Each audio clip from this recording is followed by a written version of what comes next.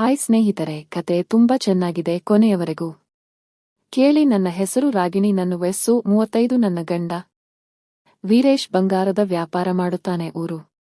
ಊರುಗಳಿಗೆ ಹೋಗಿ ಬಂಗಾರ ಸಂಗ್ರಹಿಸಿ ಮಾರಾಟ ಮಾಡುತ್ತಾನೆ. ನಮ್ಮ ಮನೆಯ ಪರಿಸ್ಥಿತಿ ಮಧ್ಯಮವಾಗಿತ್ತು. ಗಂಡನ ಗಳಿಕೆಯಲ್ಲಿ ಮನೆ ನಡೆಸಲು ಸಾಕಾಗುತ್ತಿರಲಿಲ್ಲ. ಆದ್ದರಿಂದ ನಾನು ಪಕ್ಕದ ಮನೆಯ ಸೌಮ್ಯಳೊಂದಿಗೆ ಒಂದು ಉಳಿತಾಯ ಗುಂಪಿನಲ್ಲಿ ಫಾರಂ ಭರ್ತಿ ಮಾಡಿದೆ. ಸೌಮ್ಯ ಎಲ್ಲವನ್ನೂ ವಿವರಿಸಿದ್ದಳು. ಮೊದಲ ದಿನವೇ ಗುಂಪಿನ ಮೀಟಿಂಗ್ಗೆ ಹೋದೆ. ಅಧಿಕಾರಿಗಳು ಕೇಳಿದ್ದನ್ನು ಹೇಳಿದೆ. ಡಾಕ್ಯುಮೆಂಟ್ಸ್ ಕೊಟ್ಟ ನಂತರ ನನಗೆ ಸಾಲಾನುಮೋದನೆ ಆಯಿತು. ಆದರೆ ನಾನು ಇದನ್ನು ಗಂಡನಿಗೆ ಹೇಳದೆ ಮಾಡಿದ್ದೆ. ಅವನಿಗೆ ಹೀಗೆ ಹೇಳಬೇಕು ಅಂತ ಭಯವಾಗಿತ್ತು. ಆದರೂ ಧೈರ್ಯ ಮಾಡಿ ಗಂಡನಿಗೆ ಹೇಳಿದೆ. ಪಕ್ಕದ ಸೌಮ್ಯ ಅಕ್ಕ ಹೇಳಿದ್ದಳು. ಅವರ ಜೊತೆ ಒಂದು ಉಳಿತಾಯ ಗುಂಪಿನಲ್ಲಿ ಫಾರಂ ಭರ್ತಿ ಮಾಡಿದ್ದೇನೆ. ಈಗ ಸಾಲ ಅನುಮೋದನೆಯಾಗಿದೆ. ನಾವು ಸಾಲ ತೆಗೆದುಕೊಳ್ಳೋಣವೇ ಎಂದೇ. ನನ್ನ ಗಂಡ ನನಗೆ ಒಮ್ಮೆ ಕೇಳಬೇಕಿತ್ತು. ಈ ಉಳಿತಾಯ ಗುಂಪುಗಳು ಸರಿಯಾಗಿರುವುದಿಲ್ಲ. ಬಹಳಷ್ಟು ಮಹಿಳೆಯರು ಹಣವನ್ನು ತಿನ್ನುತ್ತಾರೆ ಅಂತ ಕೇಳಿದ್ದೇನೆ ಎಂದನು. ಅವನ ಮಾತು ಕೇಳಿ ಸೌಮ್ಯ ಅಕ್ಕನನ್ನು ಕೇಳೋಣ ಅಂದುಕೊಂಡೆ. ಅಂಥದ್ದೇನೂ ಇಲ್ಲ. ಎಷ್ಟು ಸಾಲ ಸಿಗುತ್ತದೋ ಅಷ್ಟನ್ನೇ ತೀರಿಸಬೇಕು. ₹1 ಹೆಚ್ಚು ಕೊಡಬೇಕಾಗಿಲ್ಲ ಅಂತ ಸೌಮ್ಯ ಹೇಳಿದರು. ನನ್ನ ಗಂಡ ಸರಿ ತೆಗೆದುಕೋ ಅಂದ. ನಾನು ಸೌಮ್ಯ ಅಕ್ಕನ ಜೊತೆ ಬ್ಯಾಂಕಿಗೆ ಹೋಗಿ ಸಾಲದ ಹಣ ತಂದೆ. ಹಣ ತರುವಾಗ ಸೌಮ್ಯ ಅಕ್ಕ ಹೇಳಿದಳು, ರಾಗಿಣಿ ನಿನಗೆ ಎಷ್ಟು ಹಣ ಬೇಕು? ನಾನು ಏಕೆ ಎಂದು ಕೇಳಿದೆ. ಅವಳು ಹೇಳಿದಳು, ನಿನಗೆ ಬೇಕಿಲ್ಲ ಅಂದ್ರೆ ನನಗೆ ಕೊಡು, ನಾನು ನಿನ್ನ ಕಂತುಗಳನ್ನು ಕಟ್ಟುತ್ತೇನೆ. ನಾನು ನನ್ನ ಗಂಡನಿಗೆ ಕೇಳಿ ನಂತರ ನಿನಗೆ ಹೇಳುತ್ತೇನೆ ಎಂದಾಗ ಅವಳು ಸರಿ, ಕೇಳಿ ಹೇಳು ಎಂದಳು. ನಾನು ಮನೆಗೆ ಬಂದಾಗ ಸಾಲದ ಹಣವನ್ನು ಅಲಮಾರಿಯಲ್ಲಿ ಇಟ್ಟಿದ್ದೆ. ಆ ಹಣವನ್ನು ನಾನು ನನ್ನ ಗಂಡನಿಗೆ ತೋರಿಸಿದೆ. ನನ್ನ ಗಂಡ ಹೇಳಿದ, ಇಷ್ಟು ಹಣ ತಂದಿದ್ದೀಯ, ಈ ಹಣವನ್ನು ಅಂತಿಮವಾಗಿ ನಾವೇ ಬಡ್ಡಿ ಸಮೇತ ತೀರಿಸಬೇಕಾಗಿದೆ ಅಂತ ಅಂದ. ಆಗ ನಾನು, ಸೌಮ್ಯ ಅಕ್ಕ, ಈ ಹಣವನ್ನು ನಿಮಗೆ ಬೇಡದಿದ್ದರೆ ನನಗೆ ಕೊಡು, ನಾನು ನಿನ್ನ ಎಲ್ಲಾ ಕಂತುಗಳನ್ನು ತೀರಿಸುತ್ತೇನೆ ಎಂದು ಹೇಳಿದ್ದಾಳೆ. ಅವರಿಗೆ ಕೊಡೋಣವೇ? ನನ್ನ ಗಂಡ ಅವರಿಗೆ ಕೊಡುವುದಾದರೆ ನೀನು ಉಳಿತಾಯ ಗುಂಪಿಗೆ ಯಾಕೆ ಹೋದೆ? ನಮಗೆ ಏನು ಲಾಭ? ಈ ಹಣವನ್ನು ನಾವು ಖರ್ಚು ಮಾಡೋಣ ಅಂದ. ಬೇರೆಯವರಿಗೆ ನಾವು ಏಕೆ ಹಣ ಕೊಡಬೇಕು? ನಮಗೆ ಅದರ ಅವಶ್ಯಕತೆ ಇದೆ ಅಂತ ಹೇಳು ಎಂದನು. ನಾನು ಸೌಮ್ಯ ಅಕ್ಕನಿಗೆ, ನನ್ನ ಗಂಡ ಬಂಗಾರ ಸಂಗ್ರಹಿಸುತ್ತಾರೆ ಅಲ್ಲವೇ? ಅವರಿಗೆ ತುಂಬಾ ಓಡಾಟ ಇರುತ್ತದೆ. ಆದ್ದರಿಂದ ಅವರು ಒಂದು ವಾಹನ ತೆಗೆದುಕೊಳ್ಳಲು ಬಯಸುತ್ತಿದ್ದಾರೆ. ಅದಕ್ಕೆ ಹಣ ಬೇಕಾಗುತ್ತದೆ. ಮುಂದಿನ ಬಾರಿ ನಾನು ನಿಮಗೆ ಕೊಡುತ್ತೇನೆ ಎಂದು ಹೇಳಿದೆ. ನಂತರ ನಾನು ಆ ಹಣವನ್ನು ತೆಗೆದುಕೊಂಡು ನನ್ನ ಗಂಡನೊಂದಿಗೆ ಹೋದೆ. ಒಂದು ದ್ವಿಚಕ್ರ ವಾಹನ ಖರೀದಿ ಮಾಡಿದೆವು. ಗಂಡನಿಗೆ ಬಂಗಾರ ಸಂಗ್ರಹಿಸಲು ಸ್ವಲ್ಪ ಸಹಾಯವಾಯಿತು. ಒಂದು ವಿಷಯವೆಂದರೆ ನಾನು ಸೌಮ್ಯ ಅಕ್ಕನನ್ನು ಹೆಚ್ಚು ನೋಡುತ್ತಿದ್ದೆ. ಸೌಮ್ಯ ಅಕ್ಕ ಯಾವಾಗಲೂ ಉಳಿತಾಯ ಗುಂಪಿನ ಮಹಿಳೆಯರನ್ನು ಸೇರಿಸಿಕೊಳ್ಳುತ್ತಿದ್ದಳು.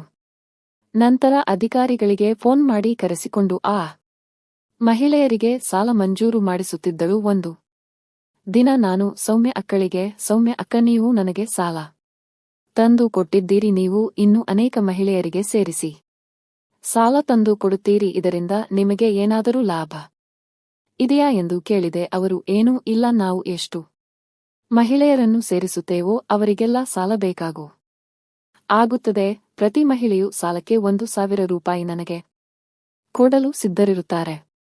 ಕೆಲವು ಮಹಿಳೆಯರ ಬ್ಯಾಂಕ್ ಖಾತೆಯೂ ಇರುವುದಿಲ್ಲ. ಅವರು ಈ ರೀತಿಯ ಕೆಲಸಗಳಿಗೆ ಹಿಂದು ಮುಂದೆ ನೋಡುತ್ತಾರೆ. ಆದ್ದರಿಂದ ನಾನು ಮುಂದೆ ಬಂದು ಎಲ್ಲವನ್ನೂ ಮಾಡುತ್ತೇನೆ.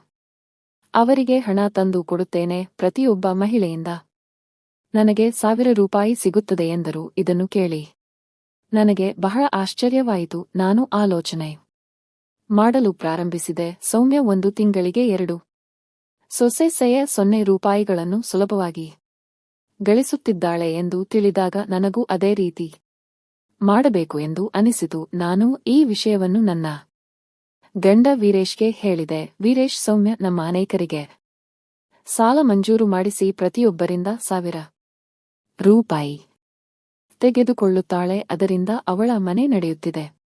ಅವಳು ಬಹಳ ಹಣ ಗಳಿಸುತ್ತಿದ್ದಾಳೆ. ನಾವು ಕೂಡ ಅದೇ ರೀತಿ ಮಾಡಬೇಕು ಎಂದು ಹೇಳಿದೆ. ಆದರೆ ನನ್ನ ಗಂಡ, ರಾಗಿಣಿ, ಇದು ಸರಿಯಲ್ಲ. ನಾವು ಶ್ರಮದಿಂದ ಗಳಿಸಿದ್ದನ್ನು ಮಾತ್ರ ತಿನ್ನುವುದು ಒಳ್ಳೆಯದು ಈ ರೀತಿಯ ಕೆಲಸಗಳಲ್ಲಿ ತೊಡಗಬಾರದು ಎಂದು ಹೇಳಿ ಅವನು ಆ ವಿಷಯವನ್ನು ಅಲ್ಲಿಯೇ ನಿಲ್ಲಿಸಿದನು.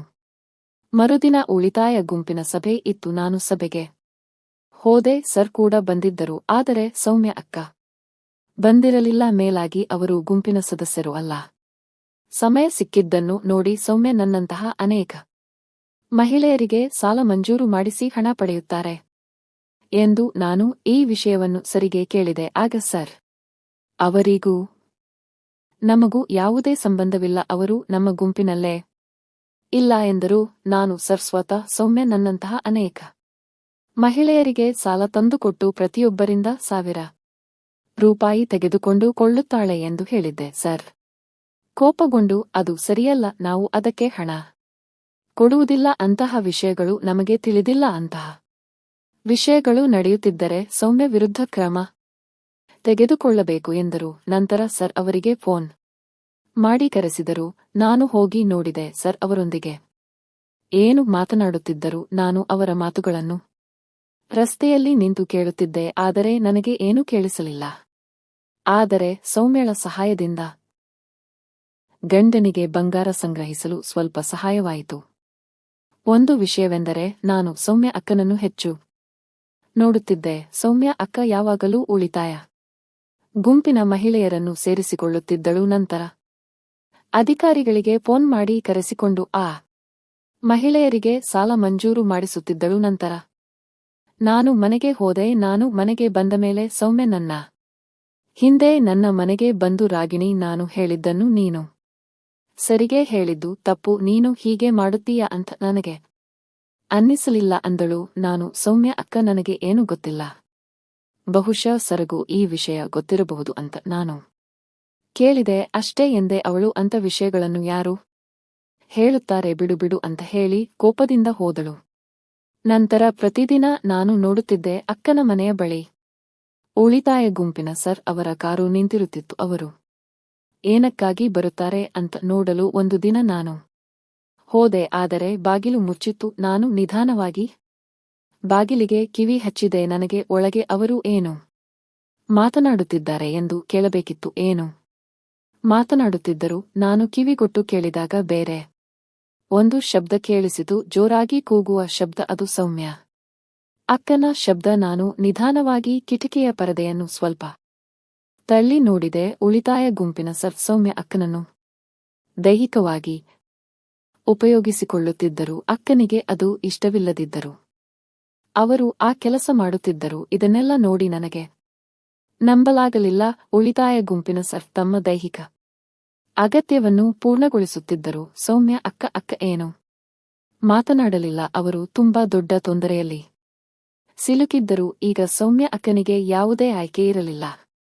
ಹಾಗಾಗಿ ಅವರು ಬಹಳ ಸಮಯದವರೆಗೂ ಸೌಮ್ಯಳ ಜೊತೆಗೆ ಮಾಡುತ್ತಿದ್ದರು. ಅದನ್ನು ನನ್ನ ಕೈಯಿಂದ ನೋಡಲು ಆಗದೆ ನಾನು ಮೌನವಾಗಿ ಮನೆಗೆ ಬಂದು ಸರ್ ಹೋಗುವವರೆಗೂ ಕಾಯುತ್ತಿದ್ದೆ. ಸ್ವಲ್ಪ ಸಮಯದ ನಂತರ ಸರ್ ತಮ್ಮ ಕಾರನ್ನು ತೆಗೆದುಕೊಂಡು ಹೋದರು. ನಾನು ನಿಧಾನವಾಗಿ ಸೌಮ್ಯ ಅಕ್ಕನ ಮನೆಗೆ ಹೋಗಿ ಅವರನ್ನು ನೋಡಿದೆ. ಅವರು ತುಂಬಾ ಅಳುತ್ತಿದ್ದರು.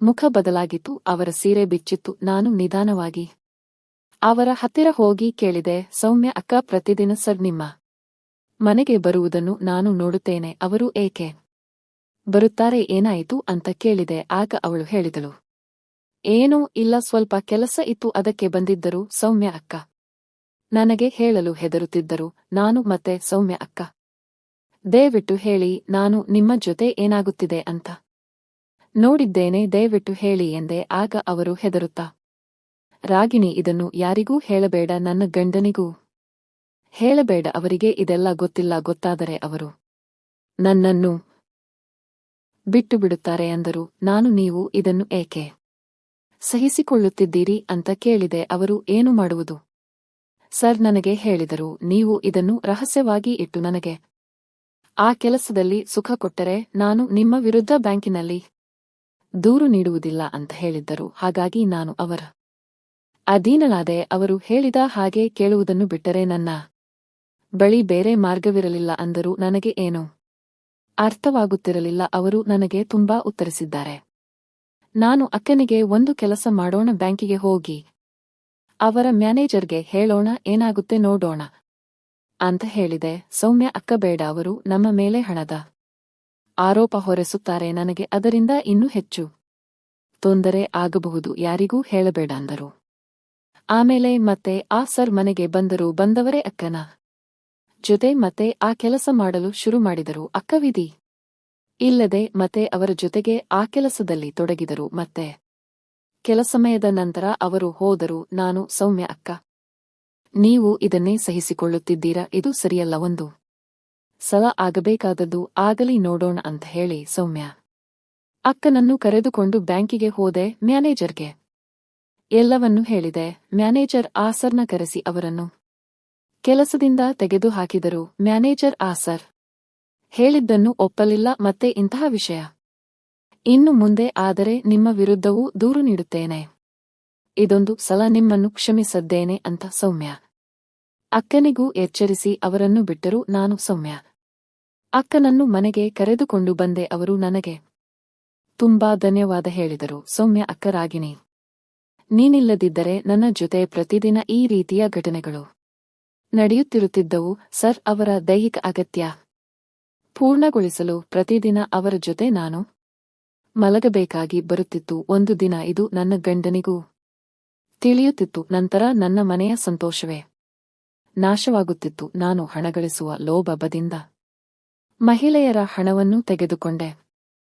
ಸರಿ ವಿಷಯದ ಲಾಭವನ್ನು ಪಡೆದು ನನ್ನ ಜೊತೆ ಅಂತ ಕೆಲಸ ಮಾಡಿದರು. ಒಂದು ಸಣ್ಣ ತಪ್ಪು ಕೂಡ ಮನುಷ್ಯನನ್ನು ಎಷ್ಟು ದೂರ ಕೊಂಡೊಯ್ಯುತ್ತದೆ ಎಂದು ನನಗೆ ಈಗ ಅರ್ಥವಾಯಿತು. ಆದ್ದರಿಂದ ಇನ್ನು ಮುಂದೆ ಯಾವುದೇ ಮಹಿಳೆಗೆ ಇಂತಹ ಸ್ಥಿತಿ ಬರಬಾರದು. ವಿಡಿಯೋ ಇಷ್ಟವಾದರೆ ಲೈಕ್ ಮಾಡಿ ಮತ್ತು ಹೀಗೆ ಇನ್ನಷ್ಟು ವಿಡಿಯೋಗಳನ್ನು ನೋಡಲು ನಮ್ಮ ಚಾನೆಲ್ಗೆ ಸಬ್ಸ್ಕ್ರೈಬ್ ಮಾಡೋದನ್ನು ಮರಿಬೇಡಿ. ಮುಂದಿನ ವಿಡಿಯೋದಲ್ಲಿ ಹೊಸ ಕಥೆಯೊಂದಿಗೆ ಭೇಟಿಯಾಗೋಣ. ಧನ್ಯವಾದಗಳು. ನಮಸ್ಕಾರ.